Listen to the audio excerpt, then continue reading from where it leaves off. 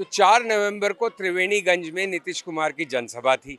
वो यहाँ पे आए, समय से थोड़ा पहले आ गए, बोले करीब 15 मिनट बातें उन्होंने कहीं, बिहार का काफ़ी विकास हुआ है, आगे और होगा। लेकिन जिस बात पे हमारी खास तौर पे नज़र थी, वो ये थी कि वो किस तरह से बोल रहे हैं, क्या बहुत ज़्यादा रुक-रुक के बोल रहे हैं, क्योंकि उनको स्वास्थ्य को लेके इतनी चर्चा है, उनकी कितने वो मानसिक और शारीरिक रूप से अभी भी क्या पहले जैसा दमखम उन पे है, इसमें चर्चा है।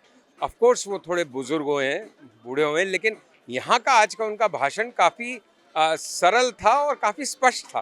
काफ़ी स्पष्टता से बोले, आखिर में लोगों से हाथ भी खड़े करवाए सब जनता से कि जदयू को वोट दीजिए, सरकार को रिपीट कीजिए। तो ऐसा नहीं लग रहा था कि बहुत ही थक हार गए हैं या बहुत कुछ उनकी दिक्कतें हैं। कोर्स व्रत तो हो ही गए हैं, उम्र तो बढ़ रही है, लेकिन नीतीश कुमार इस जनसभा से अगर उनका आकलन करें तो काफ़ी अभी भी काफ़ी फिट है पॉलिटिक्स करने के लिए, राजनीति करने के लिए। लेकिन सब कुछ बिल्कुल सहज नहीं है नीतीश कुमार जी के साथ, ये भी काफ़ी स्पष्ट दिख रहा है, क्योंकि जिस तरह से वो मंच से उतरे, उनकी नज़रें मिली भी हमारे कुछ साथियों के साथ, कुछ रिकग्निशन हुआ भी, आवाज़ लगाई, लेकिन कोई रिस्पॉन्स नहीं दिया उन्होंने, जबकि बहुत अच्छी तरह जानते थे कुछ लोगों को वो। और भी एक दो बातें हैं इस तरह की कि जिस तरह से उनको पिछले कुछ महीनों से किसी पत्रकार से मिले ही नहीं है, कोई प्रेस कॉन्फ्रेंस नहीं की है। जब मैनिफेस्टो रिलीज हुआ एनडीए का, उसमें भी 30 सेकंड में वो कार्यक्रम समाप्त हो गया, कोई सवाल नहीं लिया गया, कोई फोन पे वो किसी से बात नहीं कर रहे, पत्रकारों से कम बिल्कुल ही दूर रखा जा रहा है। तो कुछ ऐसा लगता है जैसे उनको कुछ बचा के रखने का प्रयास हो रहा है कि वो किसी के सामने कुछ अटपटा नहीं कर जाए। तो ये एक थोड़ी सी स्ट्रेंज बात है।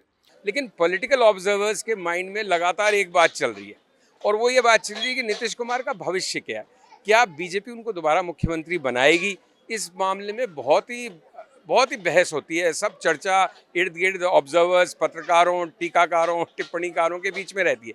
लेकिन नीतीश कुमार अगले मुख्यमंत्री बनेंगे या नहीं, इस पे भी काफी अब स्पष्टता आ गई। अमित शाह से लेके उप मुख्यमंत्री सम्राट चौधरी तक सबने ये साफ कह दिया है कि चीफ मिनिस्टर के पद के लिए कोई वैकेंसी नहीं है।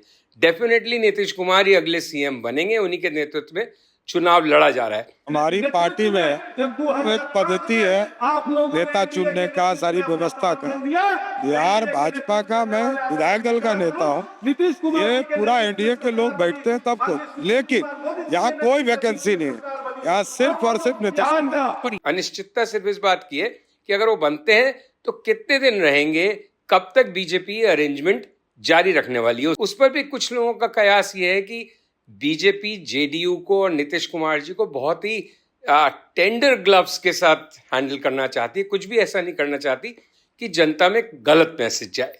लेकिन जनता के बीच में जब जाते हैं तो ये काफ़ी साफ दिखता है कि उनके बीच में ये मुद्दा नहीं है कि नीतीश कुमार मुख्यमंत्री बनते हैं, क्या होगा उनका आगे। उनके बीच में तो नीतीश कुमार एक अच्छे इंसान है, अच्छा काम किया है, विकास किया है। मतलब जो उनके समर्थक हैं, उनके दिमाग में इस बात का वजन नहीं है कि बीजेपी आने वाले समय में नीतीश के साथ क्या करने वाली है, तो उनको क्लैरिटी है। तो ये मेरे ख्याल से ज़्यादा पॉलिटिकल पंडित्स और पॉलिटिकल ऑब्जर्वर्स को ये प्रश्न उद्वेलित कर रहा है या वो उससे एंगेज कर रहे हैं। जनता के बीच में ये बात नहीं है। जनता के बीच में ये ज़रूर है नीतीश कुमार के संदर्भ में कि 2005 से लेके 2015 के बीच जो उनके पहले 10 साल थे, उसमें उन्होंने बहुत काम किया। नई स्कीम्स लाए, बिहार के विकास को काम किया, सुशासन दिया, लॉ एंड ऑर्डर की व्यवस्था सुधरी, बिहार काफ़ी तेज़ी से आगे बढ़ा। और वो 10 साल ऐसे थे जब बिहार की पर कैपिटा इनकम या जीडीपी ग्रोथ दर ये सब भी बढ़ रही थी और बिहार बदलने के आसार दिख रहे थे। लेकिन 2015 के बाद से कुछ तो नीतीश बाबू का थोड़ा इधर उधर जाना आना हुआ, कभी आरजेडी के साथ, कभी बीजेपी के साथ, कुछ वो विकास की गति भी रुकी। उनका जो एक मौलिक सोच था या कुछ कर गुजरने की क्षमता थी या इच्छा थी, वो भी कुछ कम होती हुई दिखी। लेकिन इन सब के बावजूद 2025 का चुनाव जो है वो काफ़ी कुछ एक बार फिर से नीतीश उसके मुख्य पात्र हैं, उसके केंद्र में उस चुनाव के। और ये तो पिछले 20 साल की कहानी है कि जिधर नीतीश रहते हैं उस तरफ की सरकार बन जाती है, वो इधर गए तो इधर, क्योंकि उन्होंने एक ऐसा बैलेंसिंग एक्ट पकड़ रखा है। देखिए, फॉरवर्ड लार्जली बीजेपी के साथ है, यादव मुस्लिम लार्जली आरजेडी के साथ है, लेकिन इनके अलावा जो एक बड़ा वर्ग है ना, दलित पासवान की बात करें तो वो पासवान की पार्टी के साथ है। लेकिन जो पिछड़ा वर्ग है, अति पिछड़ा वर्ग है, दूसरी कम्युनिटीज़ हैं, वो काफ़ी कुछ नीतीश कुमार को सपोर्ट करती हैं और इसी वजह से उनका एक 10 से 12% का एक सॉलिड वोट चंक है और उसका झुकाव जिस तरफ होता है उस तरफ की सरकार बनती है। और मुझे नहीं लगता कि 2025 में भी कुछ और होने जाने वाला है। अब यहाँ त्रिवेणीगंज की जनसभा के बाद भी हमने लोगों से बातें की, जो लोग आलोचना कर रहे हैं कि रोज़गार एक समस्या है, बेरोज़गारी बहुत है, वो भी कह रहे हैं लेकिन अच्छा आदमी है, वोट इसी को देंगे। चलिए, कुछ हमारे साथ मौजूद है, आप बताइए आपका क्या सोच है नीतीश के बारे में? नीतीश बहुत बहुत कुछ किए हैं, बहुत कुछ किए हैं। बहुत कुछ किया। पहले जो नहीं था कुछ वो अब हुआ। शिक्षा है कहाँ? शिक्षा नहीं है, शिक्षा तो गांव में शिक्षा दिया को तो है। बर्बाद कर दिया। शिक्षा शिक्षा में तो- कहीं कुछ नहीं है, उस शिक्षा में तो और बर्बाद कर दिया है। उस शिक्षा में कभी गांव कुछ के किया मुखिया है? द्वारा जो दिया क्या गया वो ना डिग्री उसमें कॉलेज कुछ खोला बर्बाद है? हुआ, पहले बर्बाद नहीं था कुछ। डिग्री कॉलेज क्या है वो मुखिया खोला के द्वारा क्या जो भी क्या हुआ है बताइए, अनुमंडल में एक और डिग्री उसमें थोड़ा- कॉलेज है, वो तो भी प्राइवेट ये आपको बात सुनने को मिलेगी। जो युवा वर्ग है वो जरूर इस बात पे थोड़ा नाराज है कि शिक्षा में क्या हुआ, रोजगार नहीं मिला, है ना। तो इस सब की नाराजगी है, लेकिन उसमें भी एक वर्ग ऐसा है इस नाराज तबके में भी कि नाराज तबके होने के बावजूद एक जो बड़ा तबका है वो नाराजगी के बाद भी लगता ऐसा है कि शायद नीतीश के साथ जाए। लेकिन ये जो युवा वोट है ये एक बड़ा चंक है इस चुनाव में, करीब करीब 1.5 करोड़ का वोट है 18 से 29 साल के युवाओं का।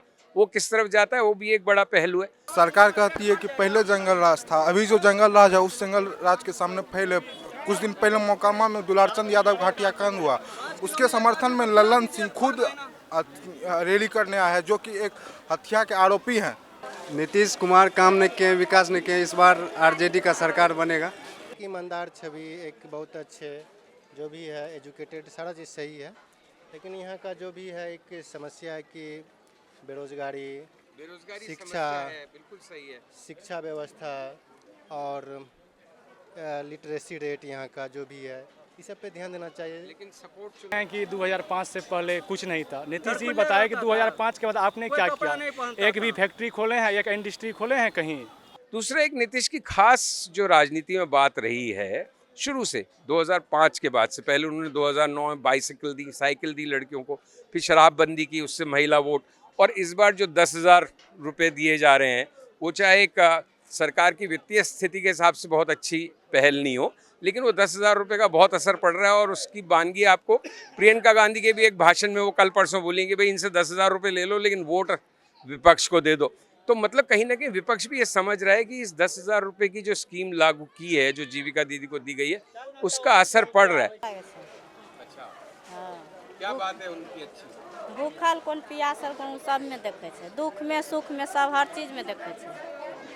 तो कुल मिला के लॉ एंड ऑर्डर की सिचुएशन भी ठीक है, इस समय बिहार की डिफिकल्ट है, मुश्किल है, बहुत अच्छी नहीं है, लेकिन फिर भी जब लालू के राज से लोग तुलना करते हैं उसकी, तो उन्हें लगता है ये बेहतर है, यही रहने चाहिए। एक और नीतीश कुमार जी की जो खास बात है, जिसको कई राजनीतिक पंडित जिस ओर इशारा करते हैं कि नीतीश कुमार जी ऐसी एक विशिष्ट पर्सनालिटी या शख्सियत है बिहार की राजनीति में, जो कहीं ना कहीं एक संतुलन बना के रखते हैं स्थानीय राजनीति में। वो आरजेडी और बीजेपी दोनों को एक तरह से चेक में रखते हैं। तो यही बात है जो उनको इतना प्रासंगिक बना के रखती है, इतना रेलेवेंट बना के रखती है, और उनको बिहार की राजनीति में लगभग पिछले 2-2.5 दशक से एक केंद्रीय भूमिका में इसी खासियत ने उनको बनाए रखा है। तो कुल मिला के अगर हम सम अप करें, नीतीश कुमार सेंट्रल फिगर हैं। नीतीश कुमार का भविष्य क्या होगा, बीजेपी उनके साथ क्या करने वाली है, ये इशू ऑब्जर्वर्स और पंडित्स के माइंड में ज़्यादा है, लोगों के माइंड में कम है। युवा वर्ग अप्रिशिएट करता है नीतीश के पीछे में किए हुए काम को, लेकिन वर्तमान से और भविष्य को लेकर चिंतित है कि क्या कब बदलेगा सच में बिहार बदलने की बात होती रहती है लेकिन कोई विशेष बदलता नहीं। ये सब मुद्दे हैं, लेकिन फिर भी जिस तरह से जातीय बिसात बिछ गई है और एक पूरी जो शतरंज की बिसात बिछी हुई है, उसमें अगर हम कम्युनिटीज़ की गिनती करते हैं तो एनडीए को कहीं ना कहीं एक एज या बढ़त स्पष्ट नज़र आती है। और बाकी इस तरह की बातों में भविष्यवाणी करना बहुत मुश्किल है और जटिल है और गलत साबित होने का खतरा भी रहता है। लेकिन फिर भी अगर कोई कहे कि साहब बोलना ही पड़ेगा आपको, तो मुझे लगता है कि जब 14 नवंबर को रिजल्ट्स आएंगे तो एक बार पुनः हम नीतीश कुमार को ही मुख्यमंत्री की कुर्सी पे देखेंगे, शपथ लेते हुए देखेंगे, और सरकार रिपीट होगी। मैं संजीव श्रीवास्तव हूँ त्रिवेणीगंज से, बिहार में, और इसी के साथ आपसे अनुमति लेता हूँ। और दोस्तों, अगर आपको हमारा चैनल, हमारा कंटेंट पसंद आ रहा है तो प्लीज़ चैनल को सब्सक्राइब कीजिए और कंटेंट को शेयर कीजिए। नमस्ते, बहुत आभार आपका देखने और सुनने के लिए। नमस्ते।